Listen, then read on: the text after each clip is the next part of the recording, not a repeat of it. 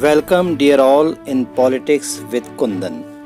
हर घर पाठशाला के अंतर्गत ऑनलाइन क्लासेस में कक्षा 10-1 में आप सभी का स्वागत करता हूं। मैं आपके साथ हूं Kundan Sharma, member state resource group, lecturer political science, government girls senior secondary school अन्नी। डियर स्टूडेंट्स, आज हम जिस टॉपिक पर बात करेंगे मंत्रिपरिषद की कार्य व शक्तियाँ, powers and functions of the council of ministers और द कैबिनेट।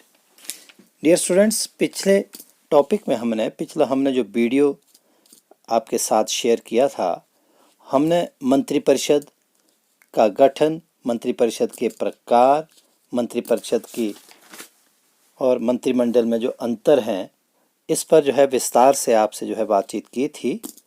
तो हमने सीखा था कि संविधान के अनुच्छेद 74 के अनुसार, 74 के अनुसार राष्ट्रपति की सहायता और उनको परामर्श देने के लिए एक मंत्रिपरिषद के गठन का प्रावधान है। राष्ट्रपति मंत्रिपरिषद के परामर्श से ही कार्य करते हैं। तो इस प्रकार स्पष्ट होता है कि मंत्रिपरिषद हमारे देश में कार्यपालिका का वास्तविक रूप है। राष्ट्रपति बेशक कार्यपालिका प्रमुख होते हैं, किंतु उन्हें नाममात्र शक्तियां प्राप्त होती हैं। जो वास्तविक शक्तियां हैं वह मंत्रिपरिषद में निहित हैं। प्रधानमंत्री मंत्रिपरिषद के प्रमुख होते हैं, मुखिया होते हैं। उनके साथ उनका जो पूरा मंत्रिपरिषद होता है वह सभी कार्यपालिका का वास्तविक रूप है। तो आइए आज हम बात करते हैं मंत्रिमंडल के कार्य व शक्तियों की। हाँ, हमने पिछले वीडियो में मंत्रिपरिषद और मंत्रिमंडल में अंतर पर भी पॉइंट वाइज विस्तार से बात की थी। तो यहाँ जो कार्य शक्तियों की बात है, the powers and functions of council of ministers as well as cabinet are same, ये जो है एक जैसे हैं। तो सबसे पहले पहली जो प्रमुख शक्ति है, जो प्रमुख कार्य है मंत्रिमंडल का या मंत्रिपरिषद का कह लीजिए, राष्ट्रीय नीति का निर्माण, formulation of national policy. Bharat में संसदीय प्रणाली होने के कारण राष्ट्रपति अपनी शक्तियों का प्रयोग मंत्रिमंडल के परामर्श के अनुसार करता है। क्योंकि मंत्रिमंडल देश की वास्तविक कार्यपालिका है, जैसा मैंने अभी आपको बताया, वास्तविक कार्यपालिका होने के कारण मंत्रिमंडल नीति का निर्माण करता है। मंत्रिमंडल यह निर्णय करता है कि सरकार को आंतरिक तथा विदेशी स्तर पर क्या नीति अपनानी होगी तथा उस नीति को लागू करने के लिए देश का शासन कैसे चलाया जाए। कहने का आशय ये है कि देश के मामले में, राष्ट्र के मामले में जो किस प्रकार की नीति अपनाई जाए, इसका निर्णय जो है मंत्रिमंडल के द्वारा ही किया जाता है। नीतियों में आप समझ सकते हैं, किसी भी विषय पर, चाहे देश की राजनीतिक, आर्थिक, सामाजिक स्थिति को सुधारने के उपाय सोचने से संबंधित बात हो, विदेश नीति निश्चित करने की बात हो, विदेशों से मैत्रीपूर्ण संबंध स्थापित करने की बात हो, सभी प्रकार का जो नीति निर्माण का जो कार्य है, जो शक्ति है, वह जो है मंत्रिमंडल में ही निहित है। दूसरी जो प्रमुख शक्ति व कार्य है, विदेशी संबंधों का संचालन, कंडक्ट ऑफ फॉरेन रिलेशंस। प्रिय विद्यार्थियों, वर्तमान युग अंतर्राष्ट्रीयवाद का युग है। मंत्रिमंडल विदेश नीति का निर्माण करके उसको अपनाने के लिए उचित कदम उठाता है। विदेशों के साथ समझौते तथा संधियां राष्ट्रपति के नाम पर मंत्रियों की ओर से की जाती है। आप देखिए, विदेशों में भेजे जाने वाले राजदूतों की नियुक्तियां राष्ट्रपति जो है मंत्रिमंडल के परामर्श से ही करते हैं। संवैधानिक उपबंधों के अनुसार संसद की स्वीकृति के बिना राष्ट्रपति युद्ध तथा शांति की घोषणा नहीं कर सकते हैं।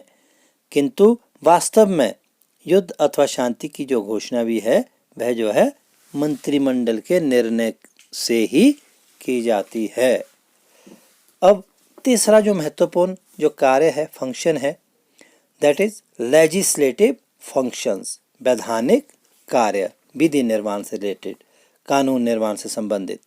तो वैसे तो जो कानून निर्माण का जो कार्य है, प्रमुख कार्य संसद का कार्य है, किंतु यहाँ ये जिक्र करना ज़रूरी है कि संसद में जो निम्न सदन है लोकसभा की, यदि हम अपने देश में बात करें तो जो बहुमत है, बहुमत जो है जिसकी सरकार होती है, जिस दल की, उसे बहुमत प्राप्त होता है।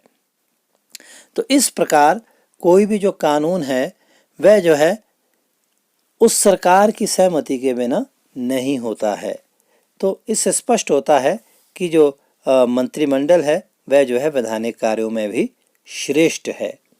क्या क्या वैधानिक कार्य हैं? संसद का अधिवेशन बुलाने का निर्णय जो है मंत्रिमंडल करता है। संसद में राष्ट्रपति की ओर से जो दिए जाने वाला अभिभाषण है वह मंत्रिमंडल की ओर से तैयार किया जाता है।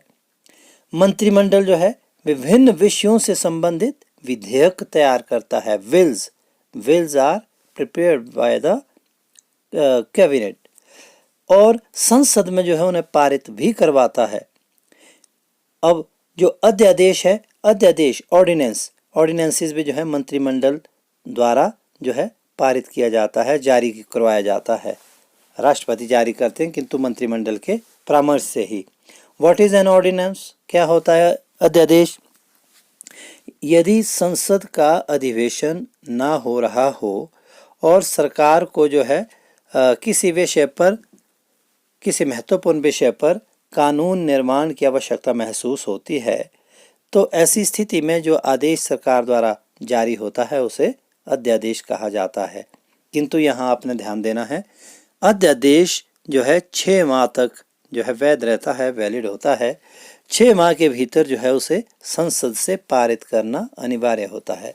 यदि 6 मास के बाद तक जो है 6 मास तक यदि संसद से पारित नहीं होता है तो वह जो है ऑटोमेटिकली रिजेक्ट माना जाता है, अस्वीकृत माना जाता है। अब अगला जो वैधानिक कार्य है, मंत्रिमंडल को सदैव संसद में बहुमत का समर्थन प्राप्त होता है, इसलिए कोई ऐसा विधेयक पारित नहीं हो सकता है जिसको मंत्रिमंडल का समर्थन प्राप्त ना हो। अगला जो महत्वपूर्ण कार्य है, वित्तीय कार्य, फाइनेंशियल फंक्शंस।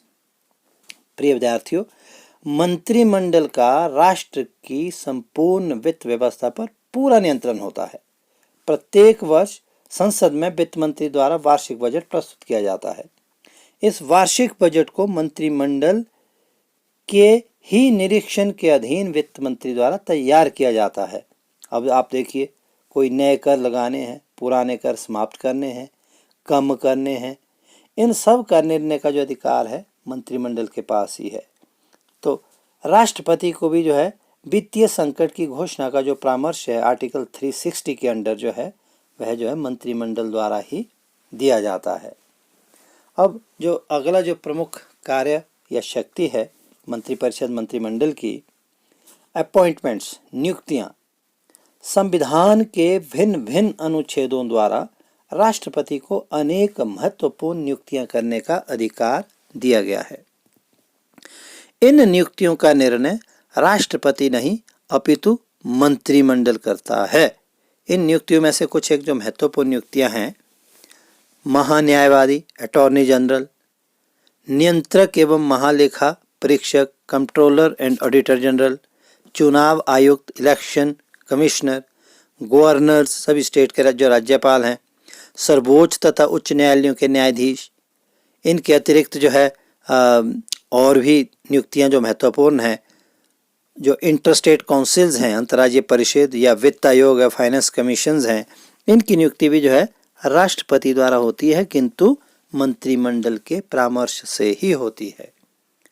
अगला जो महत्वपूर्ण कार्य है डियर स्टूडेंट्स, प्रशासकीय कार्य, एडमिनिस्ट्रेटिव फंक्शंस। देश का समस्त प्रशासन राष्ट्रपति के नाम पर चलाया जाता है।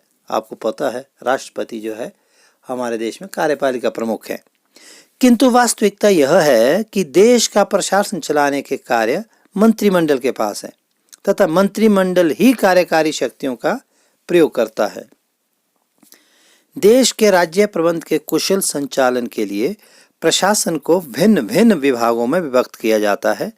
प्रत्येक मंत्री को एक अथवा एक से अधिक विभागों का नियंत्रण सौंपा जाता है। आप समझ सकते हैं कि हमारे देश का जो शासन व्यवस्था है, मंत्रियों के अधीन ही जो है पूरा कार्य होता है। कृषि के क्षेत्र में जो कार्य होने हैं जो कृषि मंत्री द्वारा, शिक्षा के क्षेत्र में जो कार्य होने हैं शिक्षा मंत्री के अधीन संपन्न होते हैं। तो इस प्रकार जो है जो पूरा जो प्रशासन है बेशक राष्ट्रपति के नाम पर चल रहा है, किंतु वास्तविक तौर पर जो है मंत्रिमंडल ही उसका उपभोग कर रहा है। अगला प्रमुख कार्य, राष्ट्रपति के लिए मंत्रिपरिषद का परामर्श मानना आवश्यक। The advice of council of ministers is binding for president.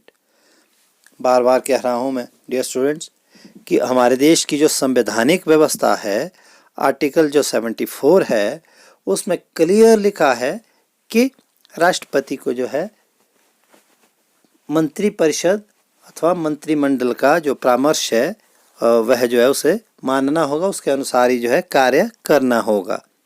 हाँ, ऐसा हो सकता है कि राष्ट्रपति जो है कई बार किसी विषय के प्रति पुनर्विचार के लिए जो है मंत्रिमंडल के लिए कह सकता है।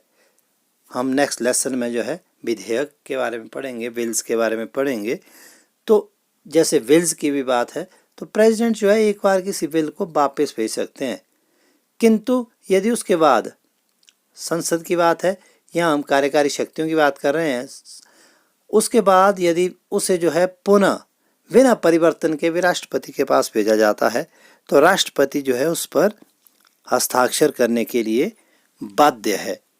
तो ये हमने जो है आज विस्तार से बातचीत की कि हमारा जो मंत्रिपरिषद है उसे जो है कौन कौन सी महत्वपूर्ण कार्य व शक्तियाँ प्राप्त हैं।